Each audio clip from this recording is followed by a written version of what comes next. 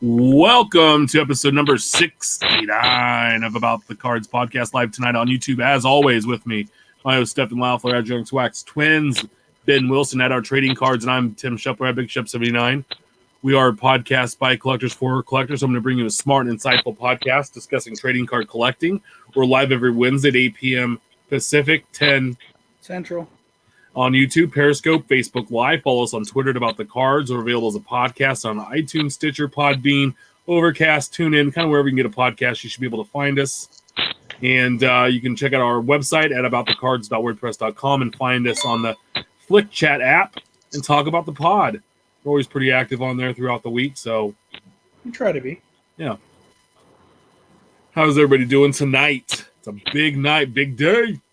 I get to apologize to Chad for pushing us a little bit late. It's my father's birthday, so we had a little bit of cake and steak. Cake and steak? Cake and steak, yes. That needs to be a t-shirt. It should. Turning 53 years young this year.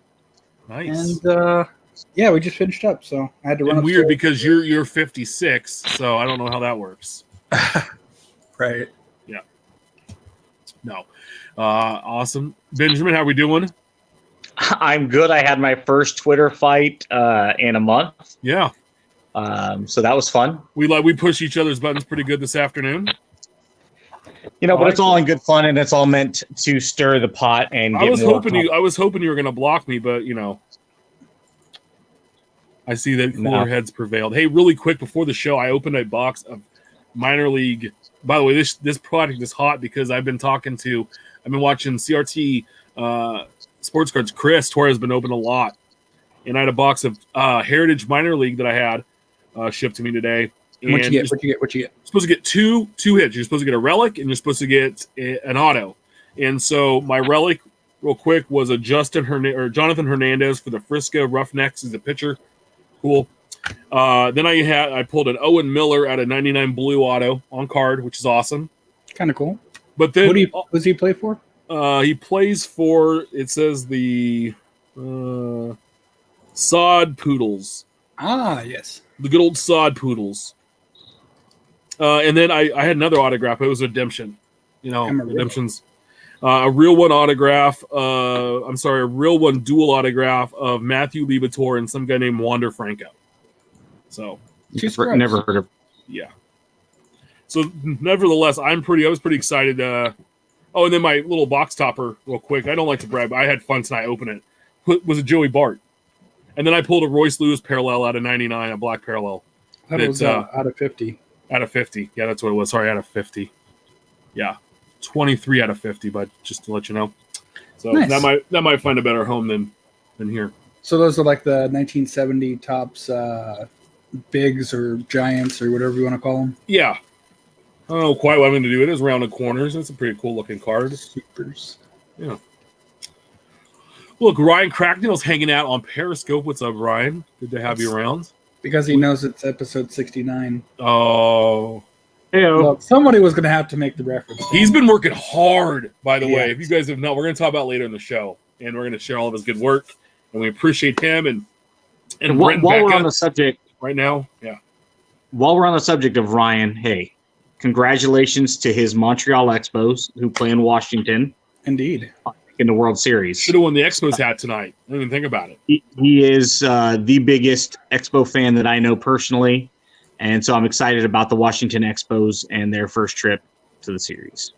Yes. Same here. Yes. And got lots of people hanging out with us tonight. Brian Bobice of American Idol fame is hanging out. So he's hanging out with us tonight. And we have a little shout out for him later in the show. Yeah, and Dub's talking about the stack of cards behind me. I did buy a collection last week, and I've gone through it, and I have a show coming up next Saturday. So a lot of it's going to be gone. I'm going to sell monster boxes for like $5 or $10 full of cards. So Anyway, let's hop into it. The week that was last week's releases. Topps Living Week 83, card 247, Garrett Cole, pitcher of the Houston Astros, sold 2632. Card 248, Will Smith, rookie catcher, Los Angeles Dodgers, led the week at 2781. And card 249, Adam Ottavino, pitcher of the New York Yankees, sold 2433. Here we go. Check out at Topps Living Stat for full breakdown of where these cards fall respectively in the set by team and by position. Not a terrible week. 78. What's that? 7,800 cards. No, all three playoff teams as well. Yeah, I'm surprised Cole. I mean, I get Will Smith being a rookie. Came on late in the year, last 6 weeks, but I thought Cole would have sold more. First off, more than him, and to come in at 26.5. That's a lot. That's light. I thought he would have broke 3,000 just considering how well he's been pitching in the postseason. Well, I'm surprised Ottavino broke 2,400, but hey, Yankees. Yeah, I guess. Yeah, that's probably really what it is. Yeah, 2019 Topps Clearly Authentic Baseball dropped, and also the 2019 Panini Impeccable Football. Hot off the presses, this week's new releases. Topps Living Week 84. Card 250, Yadi Molina, catcher of the Cardinals. Play ball professionally. Card 251, Max Fried, not a rookie, pitcher for the Atlanta Braves. And card 252, Alex Bregman, probably the MVP of the AL, third baseman, Houston Astros. So if you notice on the first release, I don't know if it's in this tweet, Steph, Fried has the rookie card logo on his on the picture. They later removed that in a follow-up subtweet, yes. So, because at Topps Living Stat asked him, hey, he was a rookie in 18, yada, yada, what's going on? And then posted a bunch of pictures. There it is. And they fixed it and they took off. So we have no rookie this week. It's a rookie-less week. And there's still some good rookies to be had in here. We haven't had Nicky Lopez. We haven't had Mikey Skrimsky. And we haven't had Luis Ariza? Arise. We haven't at for the Twins. So still leaves a couple rookies to maybe pop through, but it's going to be a rookie-less week, which means I will not participate. So you're not going to get a Bregman. Yeah, I might. I like Bregman just as a player. I mean, Bregman's going to be. Okay, maybe he's not Mike Trout, but I mean, if we talk about Trout being in a tier by himself, and then that next tier being all of your big name stars, Bregman's right there. I mean, yeah, he's in a tier 1B with a small handful of other players. You're making me change something right now. We're going to talk about later in the show too. So, I grabbed from Topps Living Stat, who does sell some cards. So he if you want to buy from him, he has a limited quantity available. But I picked up both a Molina and a Bregman this week from Topps Living Stat because, Molina's most likely going to be a Hall of Famer, and Bregman, as long as he stays healthy, will. I mean, that kid, he is absolutely the one guy I hate to watch in a good way because he just eats the A's pitching up, but he is so fun to watch because he plays the game the right way. And the stories about him at LSU, they had to change the security codes at the batting cages because he'd be out there at 3 a.m. getting blisters, hitting balls. Mm-hmm. He's a baseball player. Yeah, he I mentioned that on this show before. There's guys like Felix Hernandez who just went off in a blaze of glory at the end of the year. Hated watching him. Hate Mike Trout. In a good way. Yeah, that's just like Goldschmidt with the Giants. He always hammered Lincecum. But they're so fun to watch. And then there's other guys like I can't think of who it was. What's the guy? I just drew a blank. The Twins signed him away from the Astros this offseason. The catcher. No, the guy that plays all the positions. Marwin Gonzalez. I don't know why I drew a blank. Yes. Guys like Gonzalez, who, again, just always would get hits. Michael Young back in the day with Texas, another guy that just ate the A's up that weren't necessarily superstars, but, all-stars, maybe right below that just eat your favorite team up that you still enjoy watching because they play the game the right way, and you get to watch them for a decade. So Vladimir Tarasenko. Yeah. Yeah. Real quick, the best quote in here, the reason I laughed is, once a cup, Molina is a Panini living with the hat on backwards. Nah. Hey, That's a good one. Next topic. Yeah, Bean. What's up, Ken? Hanging on to other podcasts. We're the one, we had you on before that one, so. Yeah. Nikki just saying, hey, man. We had 2019 Topps Update series dropped today. 2 versions, as always, hobby. Guys, we're going to talk about this. $110 a box for hobby. It's 24 packs a box, 14 cards per pack, 1 silver pack that's inside the physical box itself. Your box break will get you 1 auto, mem, or manufactured relic. A jumbo's $145. 10 packs, 46 cards per pack, 2 silver packs. That's going to guarantee you an auto, and then 2 mem, indoor relic, manufactured relic. So 300 card base set. Some key rookies. Now, people said this was a down set. They're not excited about the rookies in this set. So I found 15 names in here that not all of them are going to be superstars. Not all of them are going to be great. But there's some really good quality players in this. Mm-hmm. Guerrero Jr.'s, I guess, traditional, because he had the short print line in Series 2. Cal Quantrill, Kevin Biggio, Nick Senzel, Austin Riley, Carter Kieboom, Keston Hiura, Michael Chavis, Will Smith, Nicky Lopez, Mitch Keller, Mike Yastrzemski, Larissa Rise, Chris Paddock, and Brendan Rodgers, who got hurt. Yep. This is a crazy lineup of good young players that, we might not have seen a lot out of all of them this year, but are going to make a name. If Riley had come out in Series 2, he didn't debut early enough.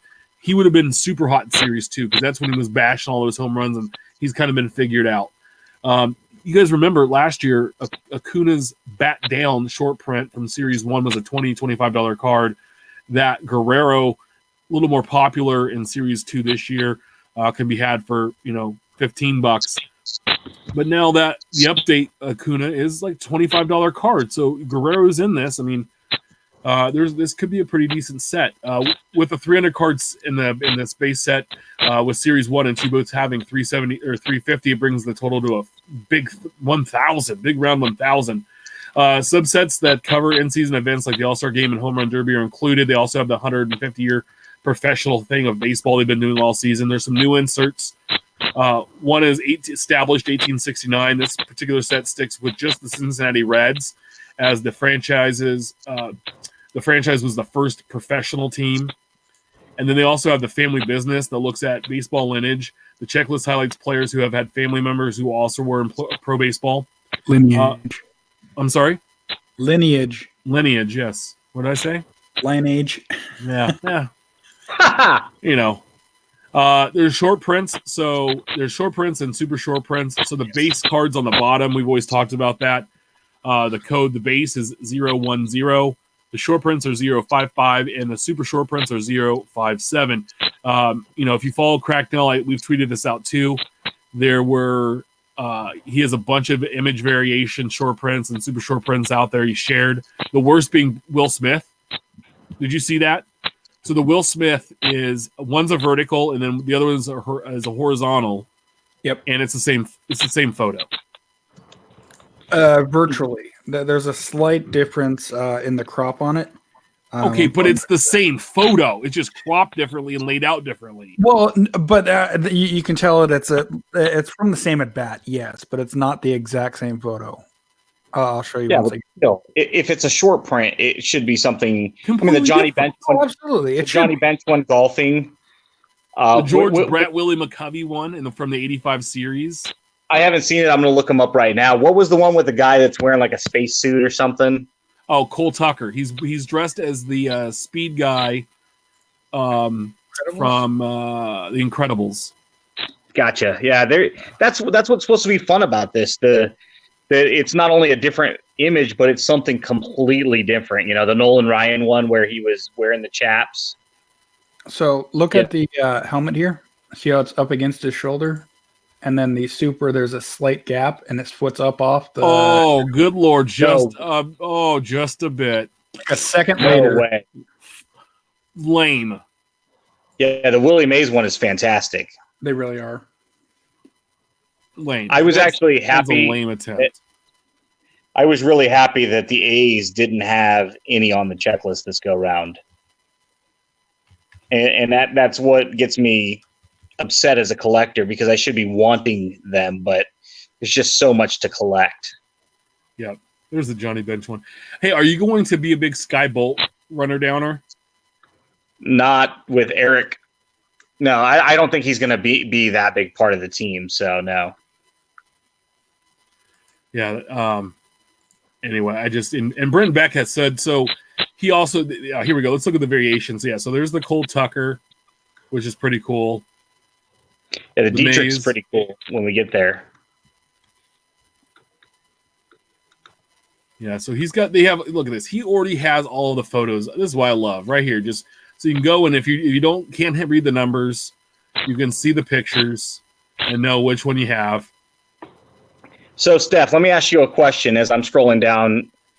That Dietrich one's pretty cool with the tattoos and showing him. Yeah. So US 79, the short print is Jackie Robinson, but Jonathan Scope is the base. Is that considered a Twins variation since it shares the base card number? If it has the Twins logo on it, I want it. However, that doesn't. It's a different binder because it's a short print, not a base. So there you go, right there. You got Scope of the Twins is the base. Jackie shares the card number as a short print variation. But there's no Twins logo, so Jackie's by himself. So you wouldn't consider that, even though it's no. Okay, I was just curious because you count everything. Now, if it were the other way around, it was a twin short print of some random Marlin scrub, and I might pick up the Marlin card. But why? It's the same thing. I don't go out of my way to collect a short print or super short print that's not my team. So, but it's Jackie, though. Come on. I mean, it'd be different if it was the Thurman Munson's pretty cool. Yeah. It would be different if it was, a current player. Sure. I just wish like they would match up with the same team. They should. And some of them don't, and that's just a little it's just cool. A little disappointing. It's cool that Robin got one, but why is he with a Yankee? Yeah. Yeah, and then you got Mariano Rivera sharing one with the Philly. Okay. You just had a different player from a different team sharing one with the Yankee, and now Rivera sharing one with another player from a different team. Hector Neris. Yeah. He's a closer. I mean, it's just... and then Granderson has a base card. No, wait a minute. Sorry, he was a Marlin. Sorry. No, but it just... That's the kind of stuff as team collectors, as player collectors, that's frustrating. Yeah, well, George Brett.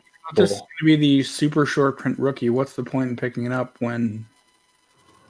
Yeah, the one in the catcher's gear and the other running one look way better than that's. Anyway, it's just gonna. That's it. Just. Ugh. See the Randy Johnson one. He's presumably in his home playing the drums. Yeah, which was an upper. If you look at if you follow Cardboard Icons tweeted out that was a Upper Deck card years ago. The same photo. That's what these are for. Now, granted, things like Yastrzemski, I'm okay with that one being a short print because it's Mike and Carl. Yeah, that makes sense. Even though they're related. But outside of that, the whole, Josh Donaldson is swinging a bat, hitting a ball as his own variation, and it's like, I don't care about that. That doesn't do anything for me. What does something is when it's a fun card, like the Randy Johnson one. Yeah. That's cool. Yeah. So also Brent Becca tweeted out, they've opened a few hundred more silver packs. Autos are very slow to come out. It was around 55 to 60 packs so far, but he pulled Tatis, Alonso, Jimenez, but they were all sticker auto. And so I don't know if you guys got to take a look at that. I saw his tweet, but I didn't actually see the. I put in the chat what he there. had. Yeah. Beep. Beep, beep, beep, beep. And it just, to me, I don't. I like the fact that they included the silver packs inside the boxes this year. Yeah. Guarantees you get them, and some of these stickers weren't even on straight, so it guarantees that scrupulous shop owners are transparent and honest, since Yeah, and I want to get into that a little bit. So I was talking to the guy that owns our LCS, and he has Hobby at 89 and Jumbo were I think 140, 135, something like that. And he had single packs for $4 of Hobby. And he goes, I feel terrible. I feel dirty about offering this product at $89, which is still less than the 100 or 110 we've seen online. And, because it's a $60 to $70 product, now if later years down the road, if this rookie class were to take off some of the rookies that are in there, then yeah, that brings the value up. But it's crazy what it's done, and it's never been this way. I talked to him. He's like, hey, every year we've had an update. I've always had it at $60 a box, maybe $65, and then Jumbo's always been like $100. Yeah. He goes, on second buys, I've had to add on $5 or $10 a box just because it costs me more to buy it. But, and I get that the second buy is always going to be a little more expensive. But Sure. To me, it was crazy. I don't know what you guys think. Which product is coming out soon, and I'm sure it's going to have a MSRP of around $200, is triple threads. Yeah. So you're literally saying that a jumbo box of update on the second buy, if I wait 2 weeks to buy this and I go into his shop 2 weeks from now, after he's had to buy it a second time, I'm paying triple threads price for this? Are you kidding me? Yeah, that's crazy. Come on. Not when I can buy a complete set right now for what, $35, $38 shipped? Ridiculous. Yeah, no, it's yeah. And then like on top of that, the complete sets are super cheap. So it would make complete sense just to go that way. Anyway, 2019 Topps Gold Label drop today, $64 a box. 7 packs per box, 5 cards per pack, 1 auto, one class 2 black parallel and 3 class 1 black parallels. You get a 100 card base set. The main part of the checklist features 100 players. However, each card has 3 different variations or versions: class 1, 2, and 3. Class 1 is the most common and considered to be the base set. The names and numbers don't change as you go to the other 2 classes. They have framed autographs that make up a bulk of the signatures. And going in different directions with relics, there are gold prospect cards. They highlight young MLB players that have small pieces of gold instead of a uniform swatch. So, can I say something real quick about Gold Label? Yeah. So it's got a 100 card base set, and I'm perfectly okay with that, right? But the A's have 4 cards. So there's 30 teams in Major League Baseball. So each team gets 3 cards, and then there's going to be 10 teams that will get a 4th card, right? So the A's happen to be one of those. Except the Diamondbacks have 0 cards, not a single base card. And then because you have class 1, class 2, and class 3, if you want to collect all 3 classes and put them in a binder like I do, I'm now forced to go to a second page. So I'm a little upset because now I've got to collect 12 cards, which go to 2 pages, when you easily could have eliminated just 1 player on the checklist for my team and given it to the Diamondbacks, who again have 0 cards. So who are the 4 A's on there? They've got Davis and Chapman, and then they've got Ricky and Mark McGuire. Okay, so who do you get rid of, and what Diamondback do you put on there? You could have got rid of any of them. I mean, Chris Davis had a horrible year, and it's not like this checklist wasn't done right in the middle of him slumping. So you're gonna have Ketel Marte, Adam Jones. Sure. I mean, dude, any of those 4 guys you mentioned on the A's are better or more, I guess, desirable or collectible than any of these current Diamondbacks players. You're literally slapping Diamondbacks collectors in the face saying, we don't really care if you collect this product or not. Yeah. Collect the next product. Yeah, they did that with the Astros for years. They did that with the Twins a few years back. The Brewers. It's not surprising. It's just cyclical. not. It does happen.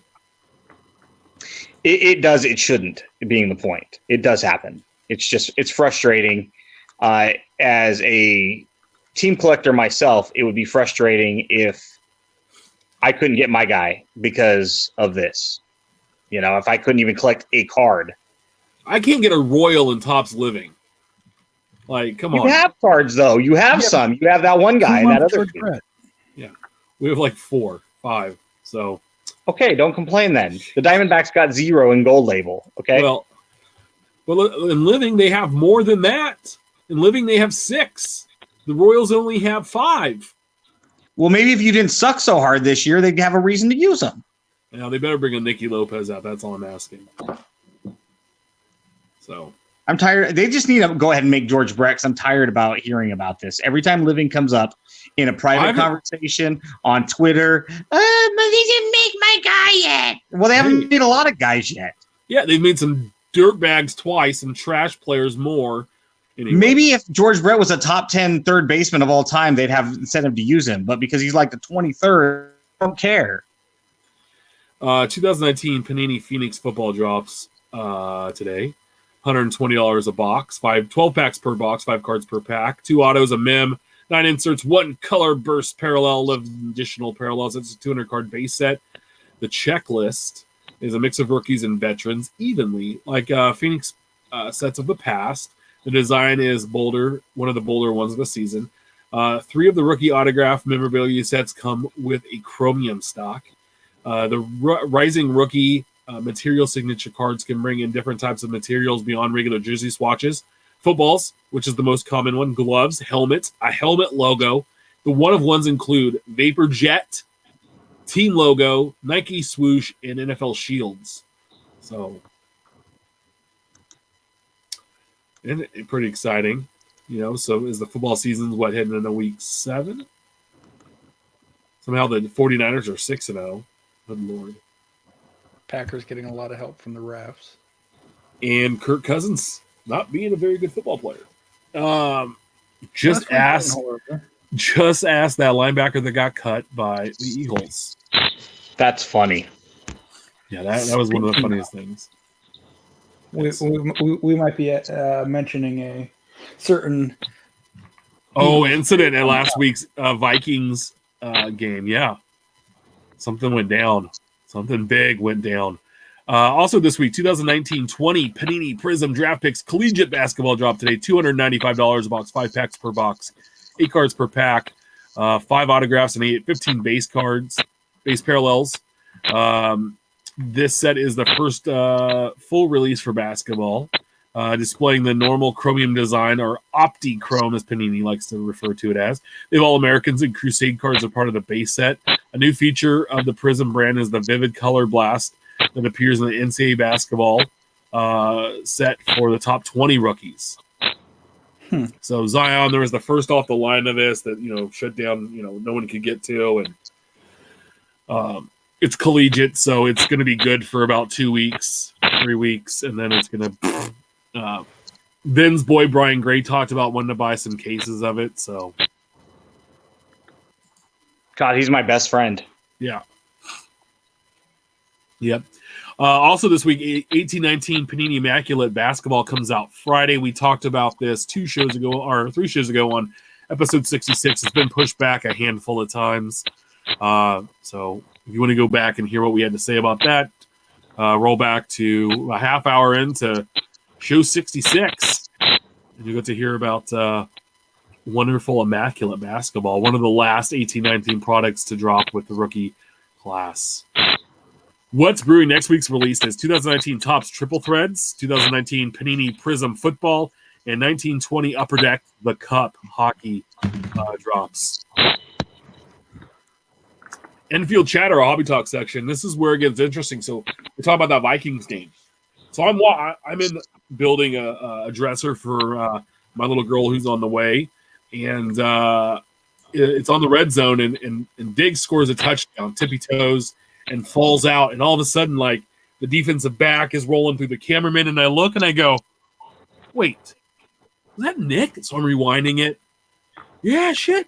It's Nick Wasika. He got plowed over by a defensive back, Craig James of the Eagles, after Diggs got his third touchdown of the day. And later on, Nick tweeted out, "Hey, I'm fine, everyone, but now I can officially add tackling in front of dummy on my resume."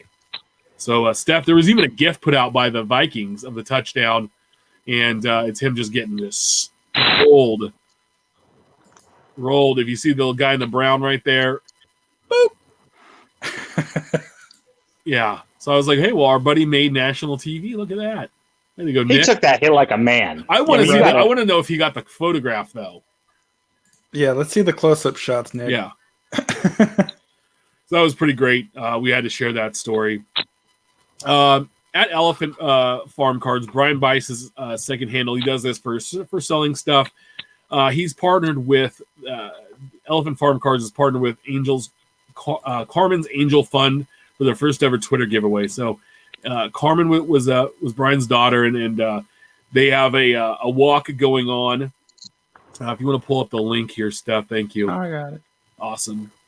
And what it is the main prize is going to be a 2019 Topps Update Jumbo Box. To qualify for the giveaway, you must follow Elephant Farm Cards at EF Cards on Twitter. Also, Carmen's Angel Fund at Carmen Fund on Twitter, and make a qualifying donation to Carmen's Angel Fund team for the Fresno Hydrocephalus. I said that right. Awareness Walk on Sunday, November 10th. To receive one entry in the giveaway, a qualifying donation of $25 will be made. To any of the team members. A donation of $50 will receive 3 entries, and there's a chart. So if you do 100, it's 6, and every time you do $25 over 100, you get 2 additional. So if you were to do 125, you would get 8 entries. Donations can be made through Saturday, the 9th of November to qualify, and all entries are placed into a list and randomized on random.org on the night of November 10th and after the event's taken place.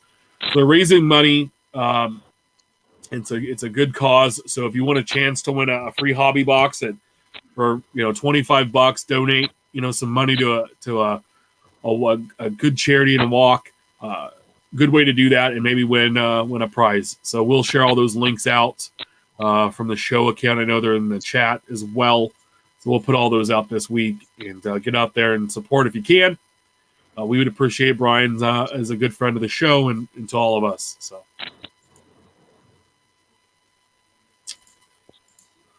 At Cheap Fun Breaks tweeted out this week, it only took me 342 boxes of Sapphire to hit my first Eloy auto. 342 boxes? He estimated there were 1,000 boxes made. Yeah, but that's not 1,000 sets made. Sets, okay, sets. So yeah, I misread that too, and I made some comments about market manipulation erroneously. Because I thought, I reacted to the number and not realizing it was 1,000 sets, which would mean like 21,000 boxes. Okay. So, we're good then, I guess. Anyway, I just think it's crazy. It took 342 boxes to get one Eloy auto. And how many are there supposed to be? I suppose. Yeah. I do like the fact that he, when he mags it, he has this cool little sticker though. Eloy Jimenez has horrible autograph, man. Yeah, it's not the best. It's one of those ones that, if you're buying it just because it's the player and you don't really care, but aesthetically it's gross, like so many young players are these days. Right. Yeah. I don't know. So anyway, I guess it's not that big of a deal now that Yeah, no. Because I had made a comment like, if you're going to buy up that many, and so I was just kind of going on a rant about having the ability to buy that much of a limited product, regardless of if you had a premium and people were just looking for a quick flip. And I had misread the 1,000 when you tweeted it, 342 out of 1,000, and I reacted to that, going, "Come on, man, that's." Because so many people were complaining about it selling out in 4 to 7 minutes. And then somebody was like, wait a minute, if there's 1,000 sets, isn't that 21,000 boxes? I'm like, well, then I guess 342 is not bad. Yeah, not too terrible. So 2020 Topps Allen and Ginter. So Topps tweeted out this week, calling all submissions. We want to know who you want to see in Topps Allen and Ginter 2020. Comment below and tag who should be in next year's set. So I got a lot of interesting responses. My personal choice, Dan and Doug for Mojo Break. I want to see not if one of them can get in, awesome. If they can get a duel going, even better. But those are the best breakers in the biz, and I think that's who should get a card. Ben went easy and a little selfish, but I like it too. Ben, who did you go with? I said us. Yeah, but let me preface that and say I agree that Dan and Doug, because they also have a podcast. I think doing the top 10 or 12 individual podcasters, so obviously we would count for 3 of the 12. Doug and Dan would be 2 of the 12. I think doing, hobby podcasters would be fun. You could, throw Eric Norton in there from Fat Packs and our friend Drew Herndon and a few others. And John Newman. John Newman. So I went selfish, but I did so with the intent to incorporate us as a group. Yeah, I think Dan's running the Twitter handle this week because Doug's out in Hawaii, but he said that he would like to see a whole podcast subset of just autographs. That'd be fantastic. Which would be cool. I don't know necessarily that anyone would really want our signatures, but to get some of the other guys that are in the hobby. Yeah. So, Steph, who would be your pick? So I'm trying to pull up my tweets, but I had a few choice ideas, as I do every time they ask or they start posting some of their choices for the next year's Allen Ginter. And they haven't hit on a market that I think they're kind of missing out on, the gaming market. Not necessarily the upcoming esports, the players and the teams, although that's definitely one that they could hit on. But some of the legends of the industry, the people that created, Mario or Sonic or those type of influential people in the industry. And I had a group of people that I'd posted, and the one that I'd most like to see is the creator of Mario and Zelda, Shigeru Miyamoto. That would be bad. Zelda's pretty badass. I mean, a few years back in 2008, they had a guy who set the Donkey Kong record. Steve Weeb? Doug Weeb? Dave. Something to that effect. Anyway. It's Steve. Steve. Okay, so I had it right the first time. But what about Billy Mitchell? Creator? Kind of cool. Why don't they do Billy Mitchell then? The real Donkey Kong record holder. Because Billy Mitchell's the one who was proven that he hacked and the scores aren't legit, and he used an emulator. Exactly. Oh, yeah, cheaters. He's also the one that I think South Park parodied, and then he sued South Park for using his likeness. And they're like, first off, that's a cartoon and you're a human being, so not the same. He's like, but it looks like me, and they're like, no, because you have arms, and that he's just had a head and legs, and they're like, yeah, but the guy had a beard, and it's like obviously him. But there's like some fun NCAA football quarterback, like quarterback 11 for Georgia. It's not Jake Fromm. Don't worry about it. Even though he's from the same hometown, Florida QB 15. Yeah, it's Tim Tebow. Yeah, Tim Tebow. Like Ken Griffey Baseball on Super Nintendo, where they just change the letter in everybody's name. Yep.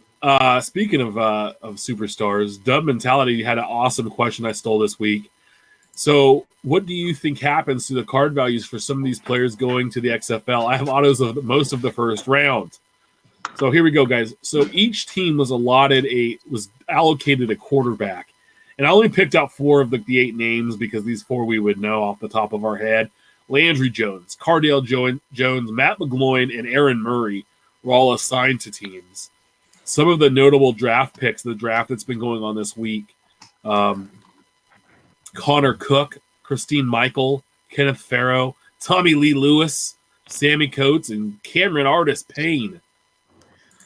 So correct me if I'm wrong, but isn't Cardale Jones the one who posted that how he doesn't understand why they go to school? They only go to school to play football. Correct. That's what I thought. What, Ohio State? Yep, Ohio State genius. Big arm, little brain. No, allegedly he's changed his opinion and he stayed an extra year to get his degree. So hey, props to that. But so before we answer this question, let me ask a follow up because I'm not 100% certain. Do these guys, when they sign their contract with the XFL, do they have an exclusive contract with the XFL? In other words, Landry Jones had played for a couple of seasons with Pittsburgh. Yeah, they're getting Mason Rudolph back after week 8 or whatever, but they obviously traded their third stringer, our Josh Dobbs. Yeah, they trade him to Jacksonville. Roethlisberger goes down, Rudolph gets injured, and now they've got this nobody guy, Davlin Hodge. So let's say that this happened and the XFL is already in the middle of their season and Landry Jones is having a phenomenal year. Can the Steelers go pluck their old friend? The seasons don't overlap. No, I understand that. I'm just saying hypothetically. I don't know. I think one of the coaches for one of the teams actually got plucked. I mean, could the Steelers have went out and said, "Hey, Landry, we seriously need you. Can you at least come be a warm body on our bench?" And the fact that their seasons don't overlap is even better because you're not trying to. Yeah, I don't know if there'd be a problem with that. Because I mean that's important to Dub's question about how does it affect their long term. I mean, nobody's Sammy Coates. Come on, nobody was collecting him anyway. Cameron Artis-Payne. I mean, most of these guys don't have a big market. Well, it's funny. Go ahead. Well, I was just going to say guys like Landry Jones, Cardale Jones, because they're quarterbacks, Connor Cook, if they were to go out and have a remarkable season in the XFL, they most likely could theoretically grab one of the 96 jobs next year in the NFL, right? Well, the Steelers did sign Paxton Lynch last week. So you're saying that of those, and this is maybe one for you guys more so than me, but of those, who do you see becoming Justin Maddox? I mean, Tommy Maddox?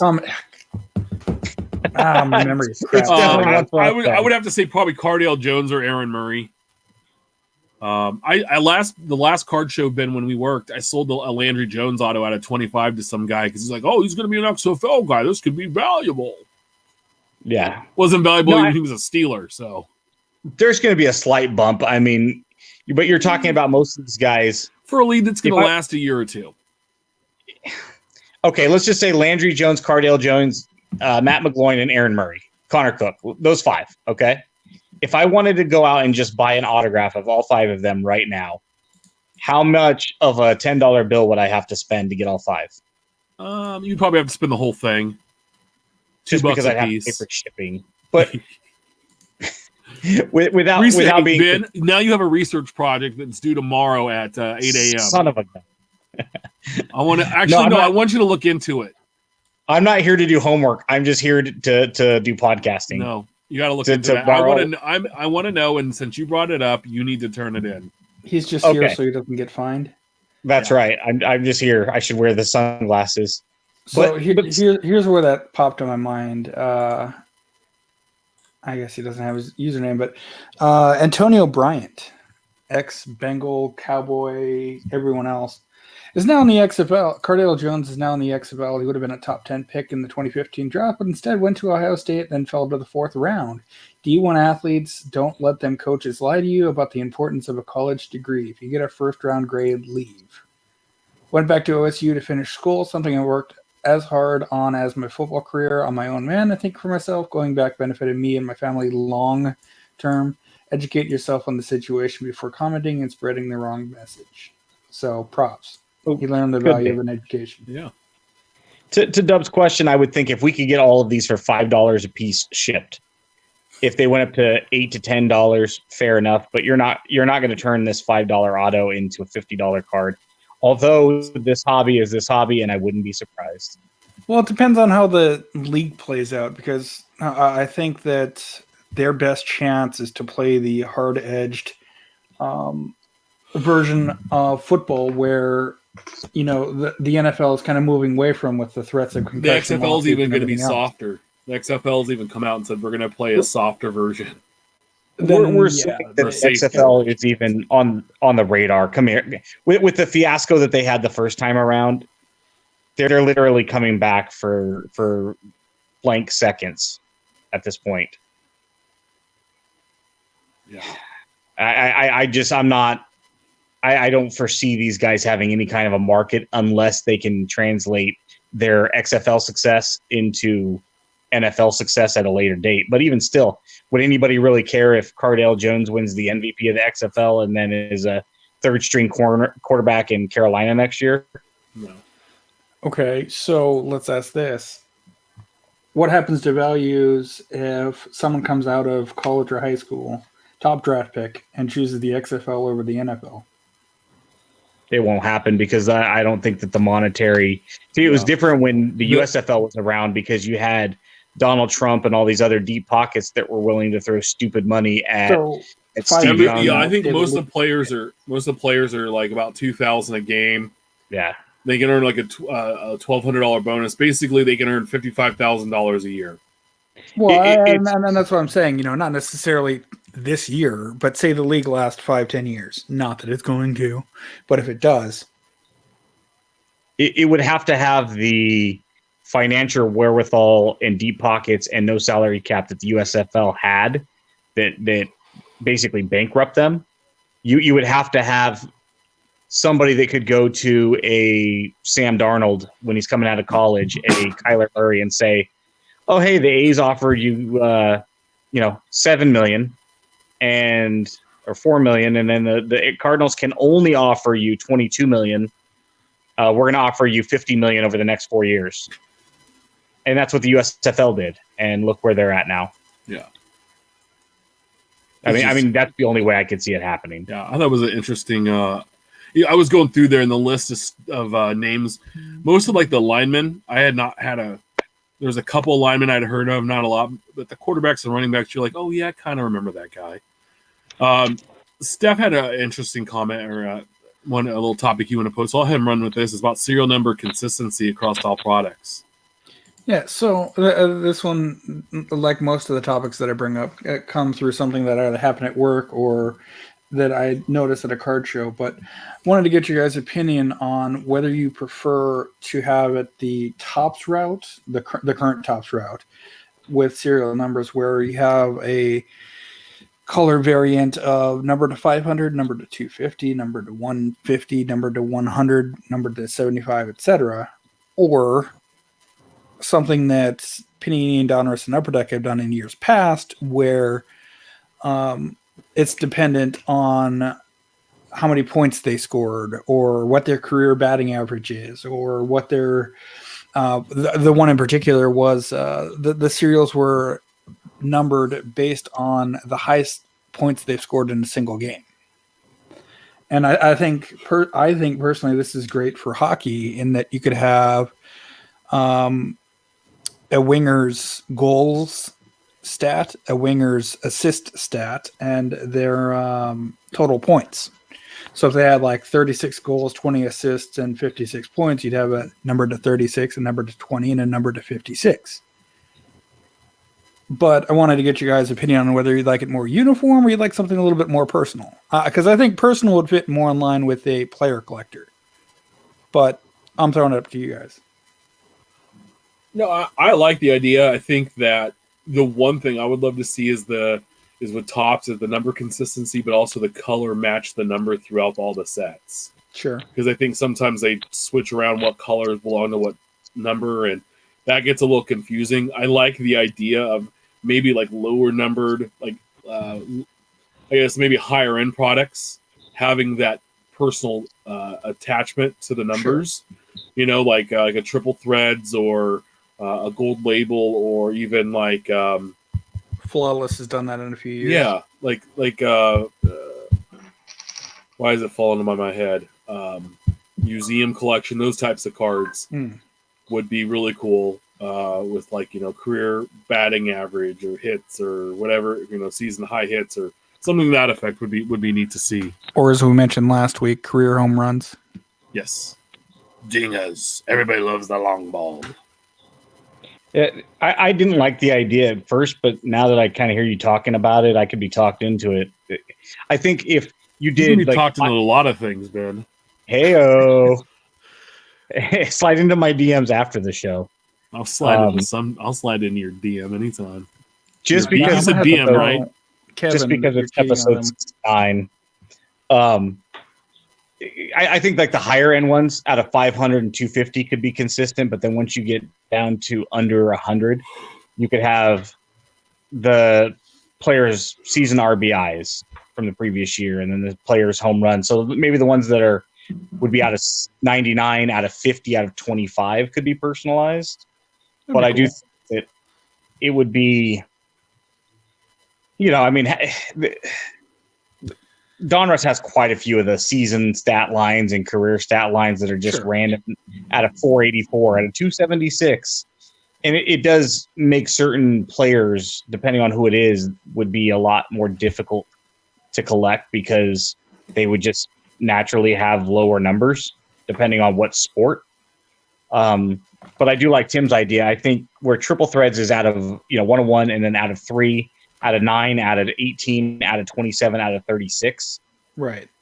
I think triple threads, museum collection, a couple of the more mid-tier, maybe even 5-star, specifically the super high-end ones, like for Panini, you have Immaculate and Dynasty and Flawless or Topps Dynasty, excuse me. But some of the luminaries, they would do well to pick a number that is specific to maybe a jersey number. Sure, like a wide receiver with like 84. Yeah, something that we all know.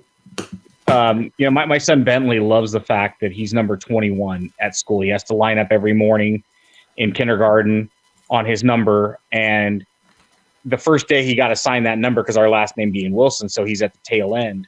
He walks into his playroom where I have a Tim Duncan jersey, and he sees number 21 on the wall. It's like, Dad, you have my school number hanging on the wall. That's awesome. And so, jersey numbers are extremely important, obviously. But the fact that there are so many low-numbered ones now all of a sudden creates issues, when you have a guy who's number 6, number 8. Sure. Well, and actually, that's something that when I was discussing this topic with Rich, he'd mentioned because apparently back in the day at Beckett, there was a rookie who had jersey number 1. Right. And they printed a 1-of-1 jersey number parallel for whoever that player was. It could be fun in certain products. Was that Robert Logano, the goalie? He couldn't remember what player it was. I think it would be fun in certain products. It's a novel idea that's been used. Sure. Just not as uniformed as your suggestion. And that's what I'm thinking is that done right, it'd be cool to see it come back for a personal touch. Well, why not have 2020 Topps numbers and do away with Topps archives and it'd be Topps numbers where every card is serial numbered to a significant number that's specific to that player. Like make inside the set, make subsets like home runs, hits, average, stolen bases, strikeouts and saves or something. Yeah, and you could absolutely do that where, Ricky Henderson's numbered out of 131. Just as long as it's not done like 2007, 2008 Topps. Oh, God, what's that set? Moments and Milestones. Yeah. That just sounds bad. That sounds like that Upper Deck one. What they did, Tim. Yeah. Say, for example, player A had 132 RBIs. They printed 99 of each of the individual RBIs. So, Ryan Howard, RBI number 1, 1 of 99, 2 of 99. RBI 2, 1 of 99, 2 of 99. But then they also had number to 25 parallels for each. I have all the 128 RBIs. That's like they did Nick Swisher. I picked them all up. There's like 36 of them because he hit 36 home runs that year. Right. And then there's also Jack Cust and I want to say Frank Thomas. There's 3 A's in that Well, set. there's also one of the flagship sets where Bonds, it's one home run or one card for, it's the same number, but there's a variation for every home run to 7 whatever, and it was like 62. They've done that 73. with McGuire. 60. Didn't they have that massive Mickey Mantle one where they did one for every? Each It of his wasn't home runs. numbered. Yep. Yeah, it wasn't numbered. It was career home runs, I believe. Yeah. It's like a 500 and something card set, whatever his number was. 538. Yeah, and It's gonna move. they've made some stupid sets. McGuire, I think Bonds has had them for each home run, and yeah, that moments and milestones was, and the fact that so many of them are the same. 536. It was off by 2. The same picture is also where like Upper Deck documentary was stupid, and Right. you Well, can and get then crazy. there was problem a with- set that Top did in the early 2000s, like 1999, 2000, regular base, but they had an insert line for McGuire's 70 home runs, where it was the same card number. So it was like 221-1, 221-2. Yeah, that's what the Bonds was too. Yeah. The problem with the documentary set that Upper Deck put out, and we've talked about this before, and I know Steph asked me about whether or not I wanted to collect it, is they made 162 cards because the A's played 162 games, but the first 3 games were against the Angels, and they also made those same 3 cards for the Angels. Yeah. So technically, you would have to get 162 cards for the other teams too. Right.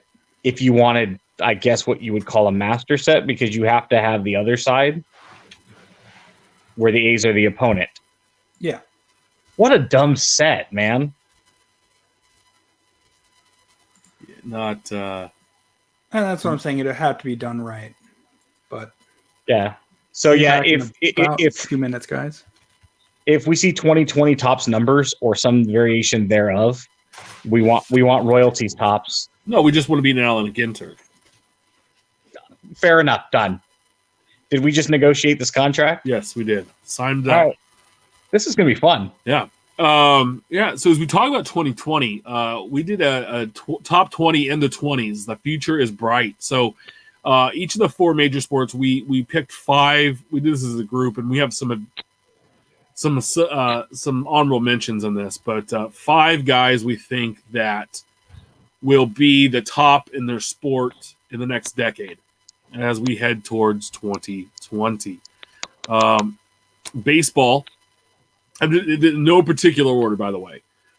Mike Trout, Vlad Jr., Ronald Acuna, Juan Soto, and I made a slight change here. We went from Walker Buehler to Alex Bregman because I do think that Bregman should be there ahead of him. So, what do you think of that list, fellas? I put a couple of names on there that I lumped together, which I know Tim hates when we do these types of things.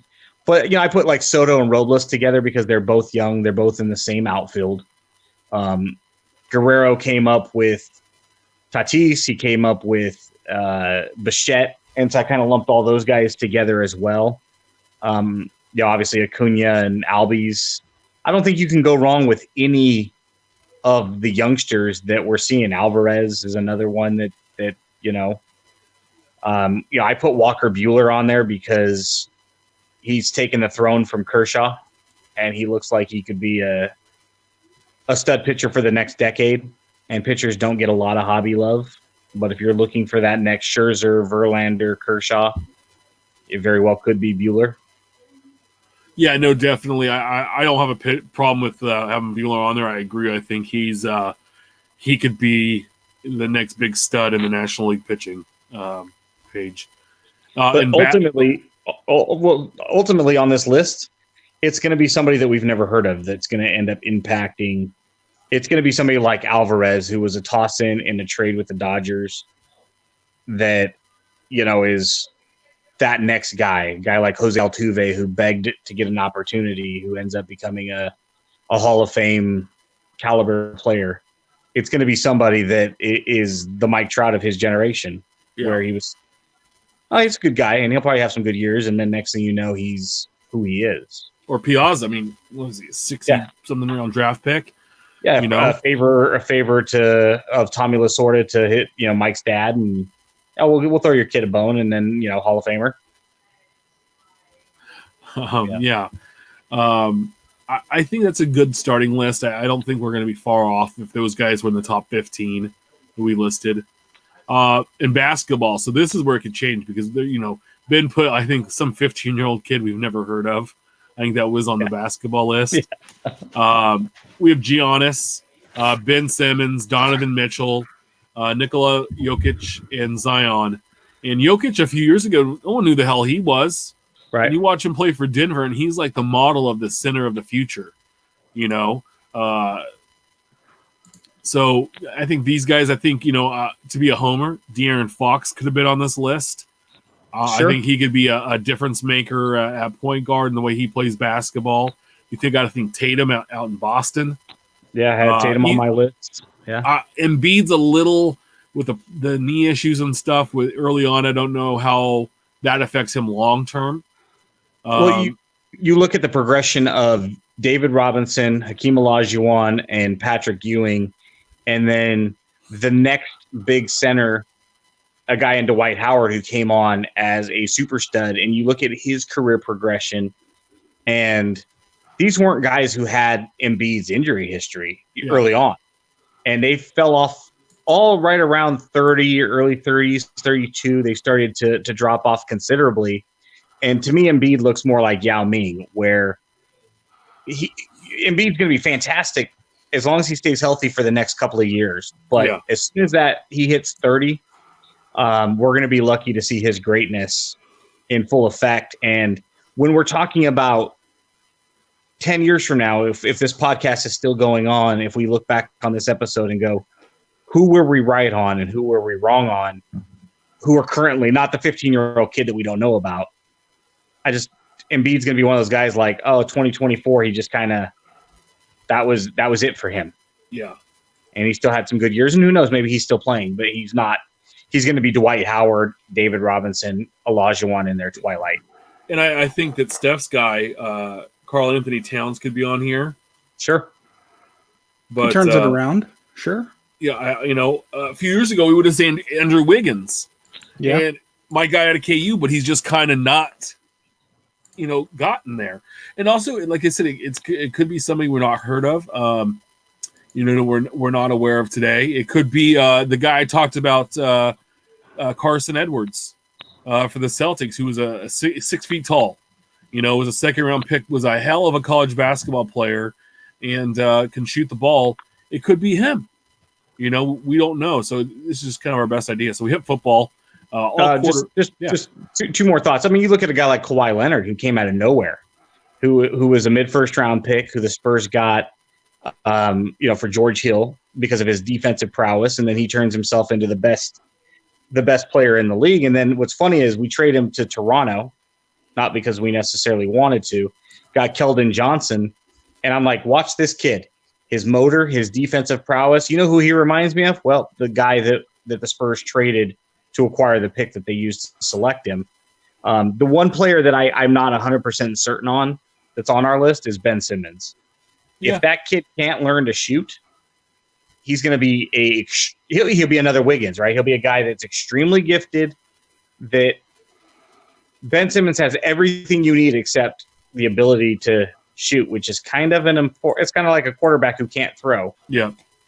He's like, well, he looks the part and he walks the part and he can run and he looks really good at the line of scrimmage, but another guy, another homer pick for me, Marvin Bagley, Marvin Bagley could be on there. And then another guy who's had a lot of history of knee injuries, Michael Porter Jr. This guy should have been the number one pick in the draft when he came out, but he had like a back injury and then he hurt his knee and then all this other stuff's happened to him. So, but you got to watch. So football, we hit all quarterbacks here, a couple NFLers and some college guys. So we have Patrick Mahomes, Sam Darnold, Deshaun Watson, Tua Tagovailoa, and Trevor Lawrence of Clemson. So if you're not familiar with Clemson, he was a freshman, won the national titles or QB last year, sophomore this year, playing pretty well. I think we also had Saquon was on the short list. But he's already going to be. I mean, by 2023, 2024. Plus, he's a running back. Yeah, he's a running back, and it's hard. We've talked about the NFL's quarterback driven. Yeah, Doug over at Mojo Break has mentioned this multiple times on his show about the fact that, wait 2 or 3 years for your running back of your favorite team. If I'm collecting Raiders right now, I'm not going after Josh Jacobs now. I would wait 2 years when I've had 2 running back classes, and then I'll go gobble up all of his stuff. Yeah. Yeah, because you can pick up Le'Veon Bell stuff cheap. You can pick up Alvin Kamara is probably one of the best all-around backs in the NFL. And you can pick his stuff up for next to nothing. Real quick, just a side note. If you like football and say you like Patrick Mahomes and you're like, hey, I want a Patrick Mahomes Donruss rated rookie, people are selling the factory sets of 17 Donruss football for $40. Okay, that card alone is selling for the neighborhood of about $30. Real quick, though, you're also getting Deshaun Watson in there, Kamara, McCaffrey, Fournette. There's a handful of other guys in there, which you could, if you wanted just to flip and sell them as singles, you could make half your money back and get a half-price Mahomes. So I'm just putting it out there for you if you're looking to do that. Don't buy a single Mahomes. Go buy that set and make a few bucks on the side and have some fun with it. So, I thought we were putting these lists together individually to compare. Yeah. And I had put Darnold, Mayfield, and Lamar Jackson as a group of 3. So the 18 draft class. I think one of the 3 will be hands and feet above the rest. I'm not sure which one, and that's why I kind of skimped out, and you chose Darnold. I think that Josh Rosen's done. I mean, he's going to be on his 3rd team next year. I think his career is going to fall by the wayside. He and Mariota can go hang out together now. Yeah, Winston. I think Josh Allen is going to be, an okay quarterback, but I don't think he's Buffalo's solution. I think he ends up being kind of like a Vinny Testaverde kind of guy. Could be. Right? He has a long career, puts up some big numbers, but he's just kind of like, yeah, we kind of need a quarterback. Let's go get that guy. A poor man's Matt Stafford, a guy who puts up good numbers but just never lets you win. Yeah. And I needs think, a strong team. Yeah, I think with Mayfield, he's had some struggles lately, but if you see what Darnold did, how bad the Jets were when he was out, he comes back. They beat the Cowboys. He plays decent. Darnold plays decently, but it looks like a completely different team. Sure. When he's behind center, and it's like, oh gosh, and then you see Lamar Jackson running and throwing all over the field. I just don't know if he can keep up doing both of those long-term health-wise. He reminds me, and it's not because he's a black guy or anything like that, but he has that Michael Vick game. But I think he's a better passer than Mike. He's trying to work on that. If you watch him, he's trying to throw the football, but I just don't know what his longevity could be. So he just came out and said he doesn't like to run. Yeah, he just does it because he has to. Yeah, and that's the thing. That's why I'm saying. But when he runs, you look at him; he's electrifying. You're like, oh damn! If his right arm fell off tomorrow, they could put him in the backfield, and he would be awesome. You know who Sam Darnold reminds me of in baseball is a guy like Harold Baines, who we've talked about on this show. A guy who don't do that. Listen to me just for a minute, okay? A guy who's really good, who you like to have on your team, but is never going to be that guy that's going to be anything more than. I think when his career's done, you're going to be like, Sam Darnold was a pretty good quarterback. Not great, but he's a pretty good quarterback. And the Jets never really did anything with him, but he was good. And that's why I use Baines, because we've brought him up on the show. Or like Danny White, maybe, for the Cowboys. Just he's going to be maybe a Rich Gannon, a guy who's going to have some really good years, who you can win with if you have a good team around him, and he's going to be a leader on that team.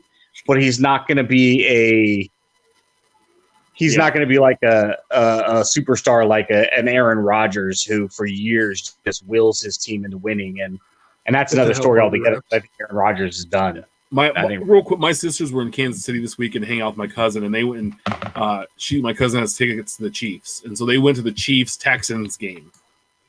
And my sisters aren't huge football. I mean, they watch football and they have fantasy football team they have, but they went and they said, "Holy moly!" To watch those two guys. She's like, they were like, to watch them throw that football. She goes, it was incredible. Watch those two quarterbacks. She said it was awesome. Sure. These are from two girls that casually are football fans. And I was like, damn, that's a game. I don't like to go to NFL games, but damn, that's a game I would have liked to see.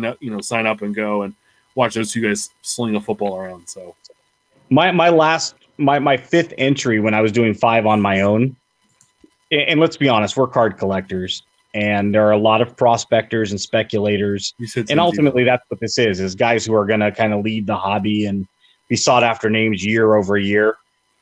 Let's be honest, in football, it's every first round quarterback every year for the rest of the all of the days.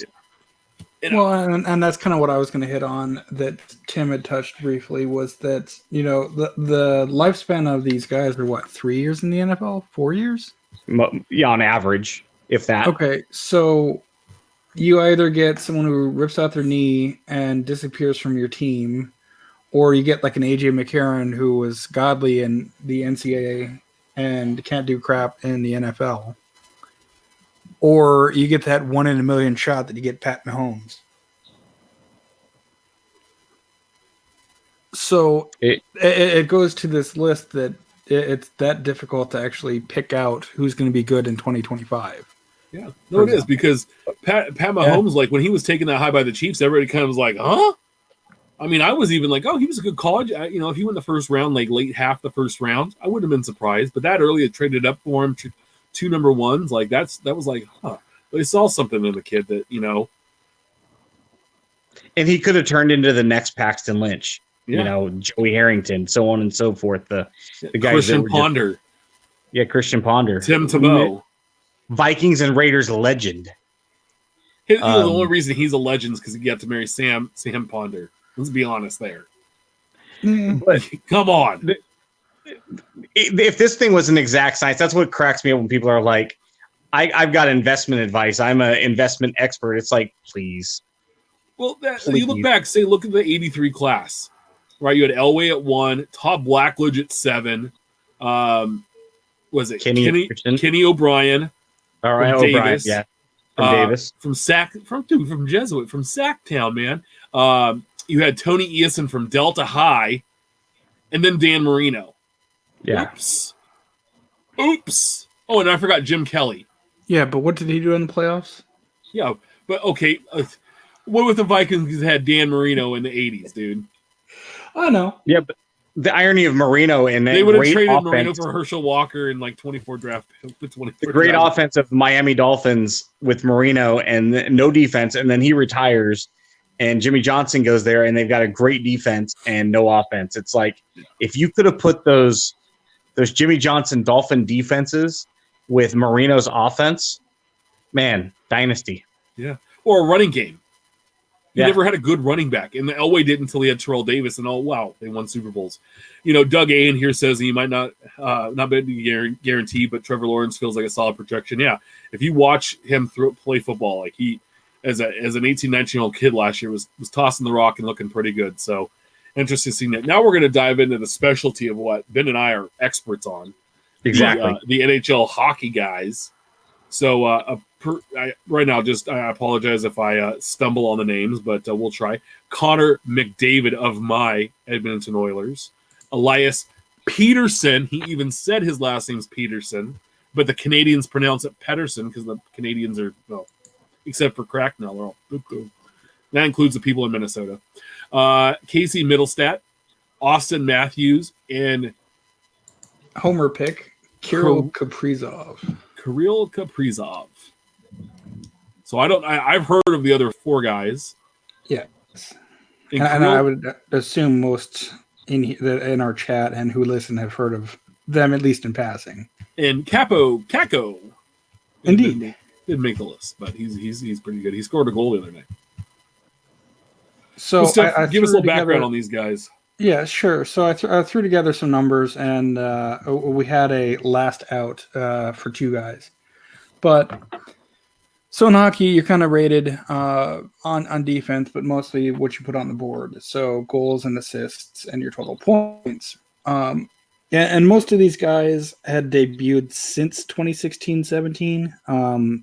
We kind of kept one guy out because he'd started a little bit earlier, and McDavid actually started 1 year prior to 2016-17. But let me run down the boards here.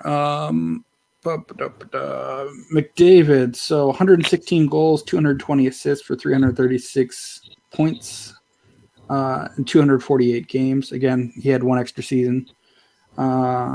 Patterson, there it is. 29 goals, 39 assists, 68 total points in one season. It's pretty good. Anything over 50 points is pretty good for a player. Naturally. Middle stats, more of a defensive guy, but 13 goals, 19 assists. For those keeping track at home, 32 points. Straight adding. Austin Matthews, where do you go? 117, 95, 212 points. Rookie in 16-17. And then Kaprizov. So, interesting point and homer pick, yeah, sure. But he's a top winger for the CSKA Moscow team. He's played, I think, 2-3 years over there now, but he's put up 111 points in 111 games. Pure shot sniper rifle, kind of like Ovechkin. Just has a team deal with a team in the Russian leagues, and once it's out, allegedly he's coming to the U.S. So comes over, keeps up the stats. He might look like Ovechkin. He might look like Fedorov. Who knows? I hope, for obvious reasons. But if he comes over, I think he does well. So let me ask a question, because I'm not very well versed in this, and I had told you guys before the show started that if we weren't making, I was under the impression we were doing individual lists. Otherwise, I would have just sat this one out because I just don't know enough about hockey. Guys like Patrick Kane and Ovechkin and Crosby and things who are still in their early 30s, who theoretically could have, 6 to 8 years still in the next decade, and are still young enough where when we say we're talking about the next 10 years of the hobby, those guys will most likely still be around by the 26, 27, 27, 28 seasons, right? Most likely. Probably. I mean, you've had guys play well into their 40s many, many times.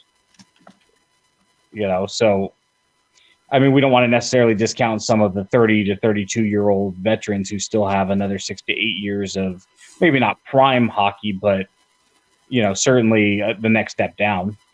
No. I mean, there's nothing wrong with, like Nate McKinnon or Svechnikov or some of the guys that are in Buffalo and Edmonton and Toronto and St. Louis. Mentioned him earlier in the show, but what's his name for the Blues? Just Tarasenko. Absolutely scares me anytime he's on the ice because rifle shot and goal scorer from any part of the ice. And dude's just scary with the puck. Well, this whole exercise, we added guys like Mike Trout in the baseball section. We don't want to discount some of those guys that are, in their late 20s, early 30s, depending on their sport. NFL's a little different because of their shelf life. Sure. But, some of the veteran quarterbacks who have been in the league 5-6 years, definitely hockey and baseball, the guys that are in their, 27, 8-year-old guys, guys like, Matt Chapman in baseball, Anthony Rendon, Nolan Arenado. They're still young enough to where they're going to have a heavy impact on the next decade of the hobby as well. Well, and that's, despite all of the heavy hits and the injuries that players play through, I think that hockey and baseball have the longest shelf life of any of the major four sports. Right. It's not uncommon to hear guys playing into their early to mid 40s, and playing well, no less. I mean, Ichiro just retired. He was how old? Yeah, to a lesser extent, Bartolo Colon. But I mean, even then, Chris Chelios. I mean, he and Jaromir Jagr. They were almost nearly pushing the mid 40s to 50s. Well, Jagr, isn't he already like 75 and still playing, or did he finally retire? He's playing overseas currently. And there's nothing wrong with guys that, if you were a left-handed relief specialist, maybe not with the new baseball rule where you have to pitch to 3 pitches batters, but you could literally have a career of 30 years where you just come in and get a guy out. Yeah. There have been a handful of left-handed specialists. There was a guy who used to play for countless teams. I can't think of his name, but that's all he was. He'd pitch like 22 innings a year, and he'd make 60 appearances because it was just 1 or 2 batters a game every second or third night. And hey, if you can make a career like that, why not? And maybe they don't have an impact on the hobby, so they don't fit into this box. But at the end of the day, if we're talking about impact on the hobby, we don't want to discount some of those players who have kind of aged out of the prospect range, because the decade's long, sure, and we're talking about another 11 years if you count this year as well. But we don't want to just focus on under 24 guys in every sport. No. That's true. And sad note tonight, breaking news, Brock Osweiler has retired from football. I was going to mention him earlier in the XFL, that how bad is it when you have to retire from the NFL when there's literally a new league starting and they need quarterbacks, and you decide, you know what? I'm just going to retire. It's like, no, you know what? Your agent made some phone calls and we're like, what about you're not Cap? one of the 90, not one of the 96 best players, so you can't play in the NFL. And then the XFL is like, you know what? On second thought, we're good too. Yeah, what about Cap? Oh, that's political. Osweiler just sucks. He has a Super Bowl ring. Okay, well, there's a lot of people that have rings. Fernando Rodney might get a World Series ring this year, despite having an ERA of like 7+ for the A's.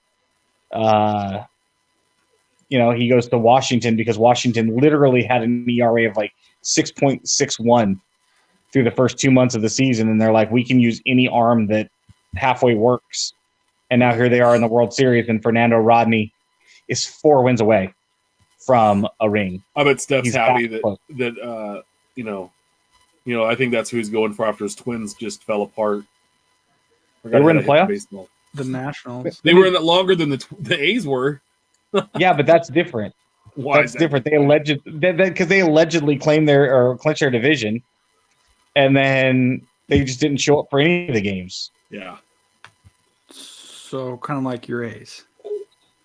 Well, the A's only had 3 bad pitches, and they happened to be all home runs. And what's funny is if that game started 2 hours later at 7:00, like all A's games do, and not at 5, 2 of those 3 home runs would not have been home runs. They would have ended at the warning track because. So what happened in all those other wild card and playoff games you've lost where you haven't advanced? And we're pushing 90 minutes here, boys. We don't have that kind of time. Yeah. Well, those will be our final thoughts tonight as we jab each other. My Royals do suck, so I'm okay with that. We'll do Sunday specials from now until the end of the year, and one by one we can break down the A's inability to win in the playoffs. Yep.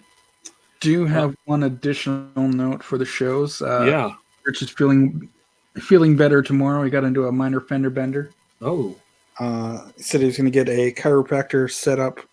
Because he's not exactly young spry chickens like we are, but getting all of that looked at. He said he was just pulling down an aisle and someone backed into his car. Oh. But hopefully his car is well and the rental's nice. Yeah. I didn't know they were allowed to drive at the old folks' home. Oh, best wishes to Uncle Rich on a speedy recovery. Hopefully Uncle Rich is fine. Lots of love to our old friend, yes. Our really, really old friend. Remember, we're live every Wednesday at 8 p.m. Pacific. 10 Central. Make sure to subscribe and review our show on all platforms. You can always follow us on Twitter at About the Cards. Follow Ben at our Trading Cards. Follow Steph at Junk Wax Twins. You can always follow me at Big Shep 79. Please share your hobby stories, great pulls, and send your questions our way. And keep collecting. Indeed. We'll see you all next week, and have a good weekend. And let us know what you do in the with update. If you hit anything fun, I'd love to see it. Especially that badass George Brett. Real quick before we go, the Twins have Little Big League. We have Moneyball. Which movie did they make about the Royals? World Series championship. We'll talk. Good night, folks. One of those.